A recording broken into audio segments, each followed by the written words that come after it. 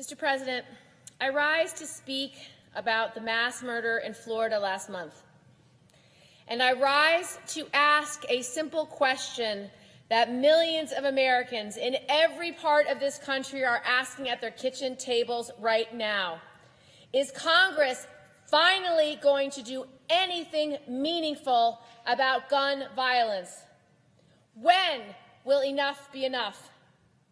What will it take for this body to move beyond the same talking points that we hear after every mass shooting and actually do something to prevent more deaths?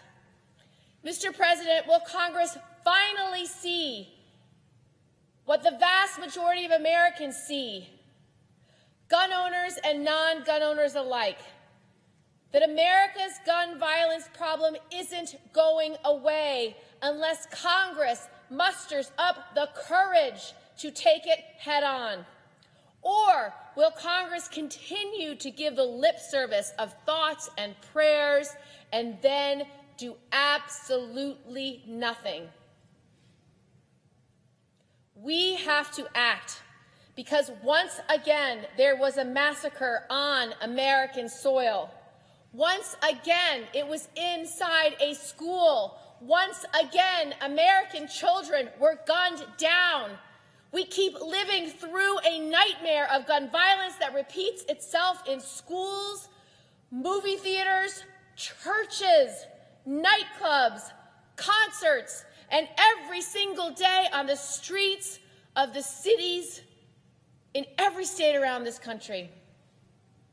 Sandy Hook, Aurora, Charleston, San Bernardino, Orlando, Las Vegas, Sutherland Springs, and most recently, Parkland, Florida.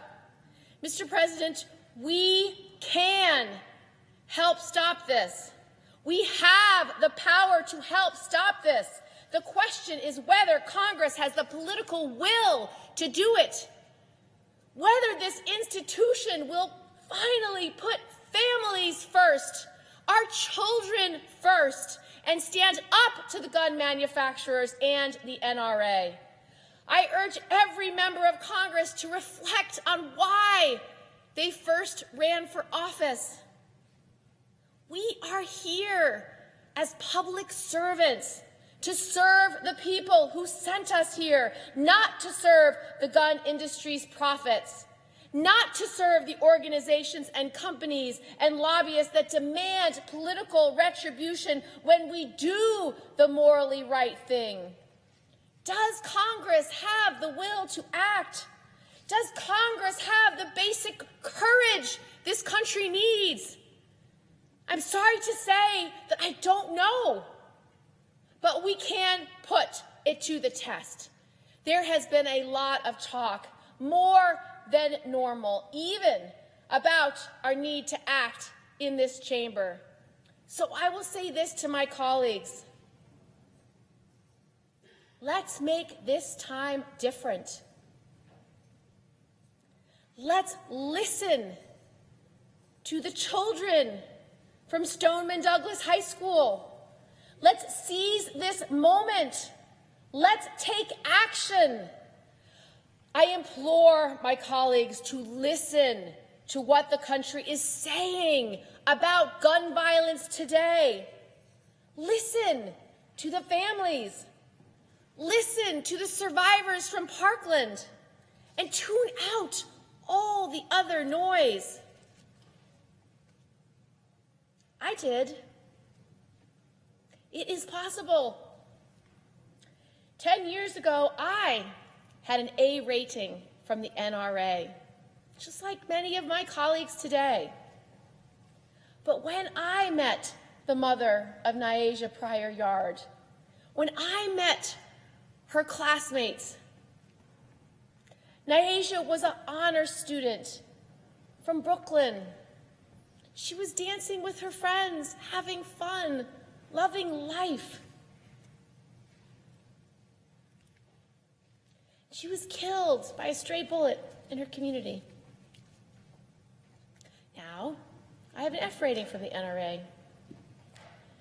And I don't understand how after meeting with all these families, after meeting with all these children whose lives have been destroyed and torn apart by gun violence, I don't understand how any public servant would not vow to do what is necessary to make sure that never happens again.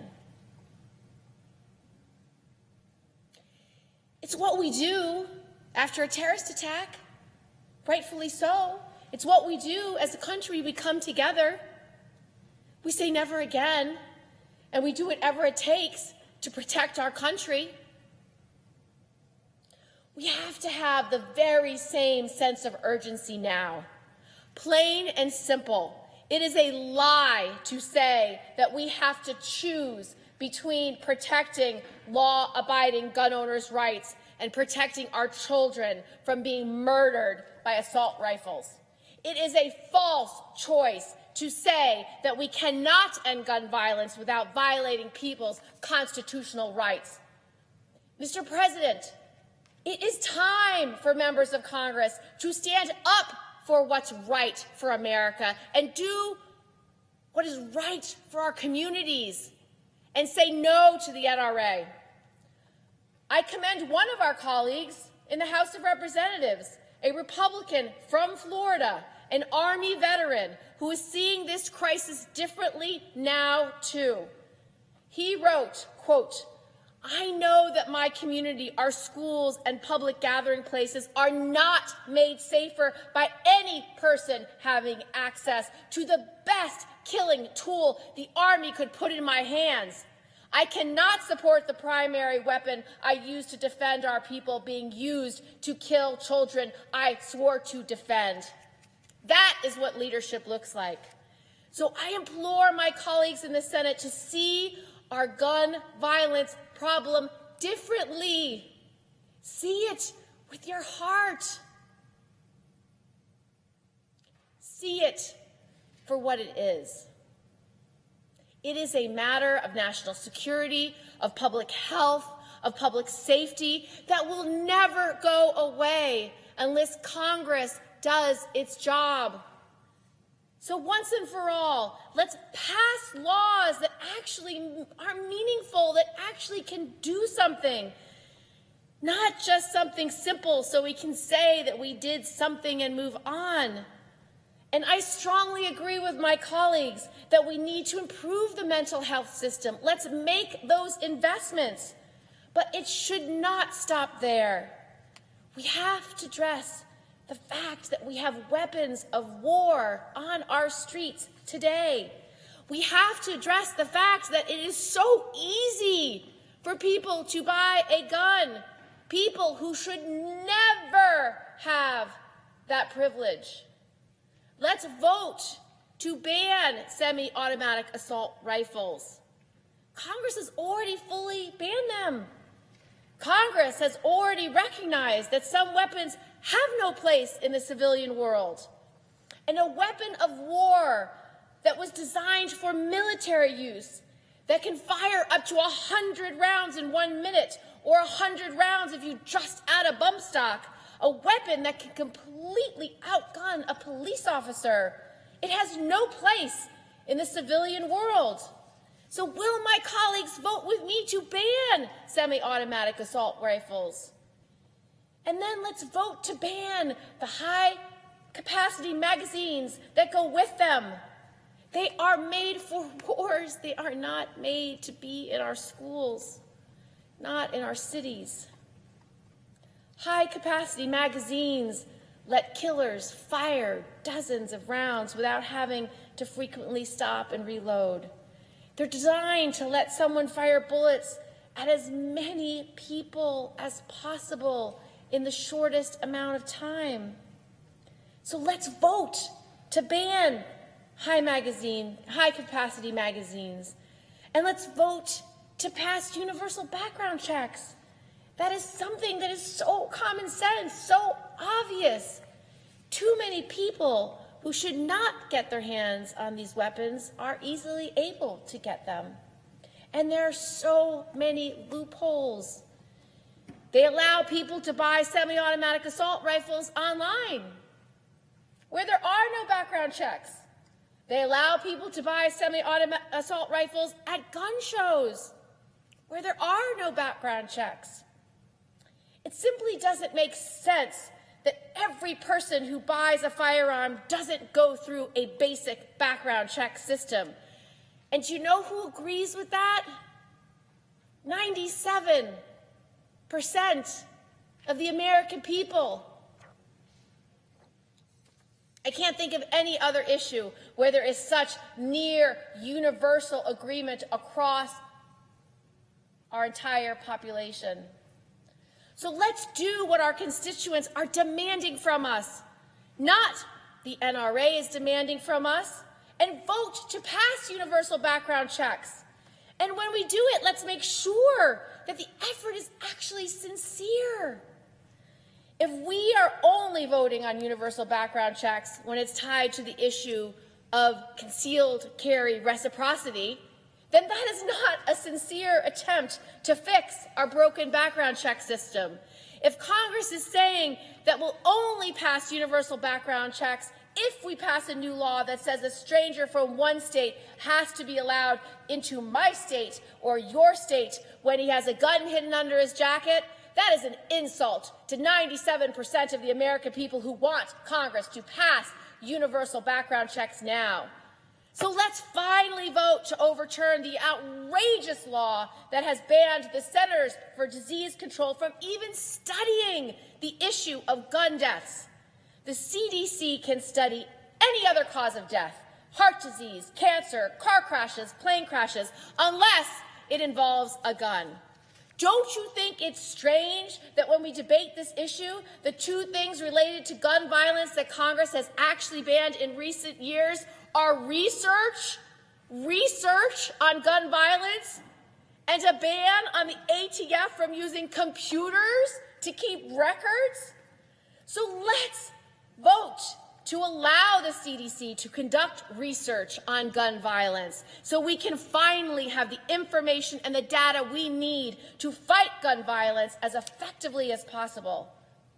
And let's also pass a law to finally make gun trafficking a federal crime.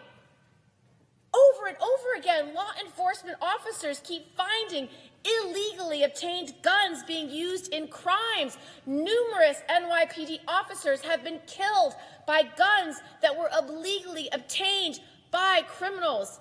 And there is literally no federal law to stop someone from loading his truck with guns in Georgia, driving up the I-95 and selling them in a parking lot in the Bronx directly to criminals and gang members.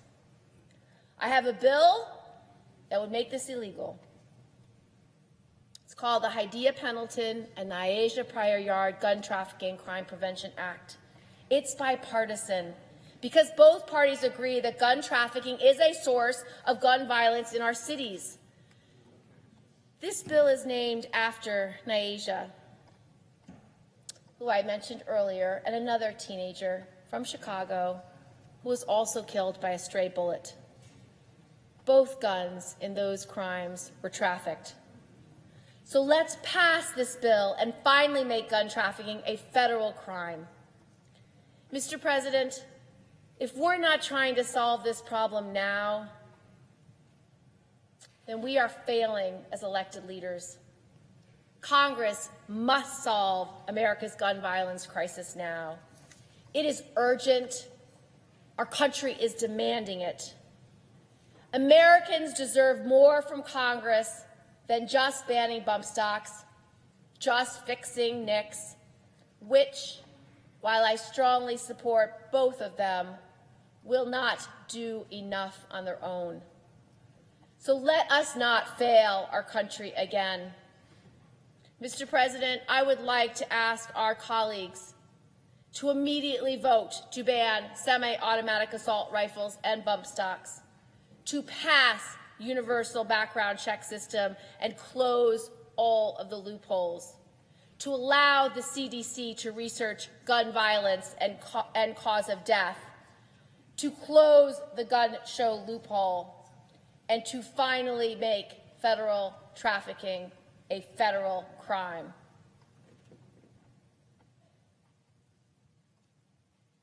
I yield the floor.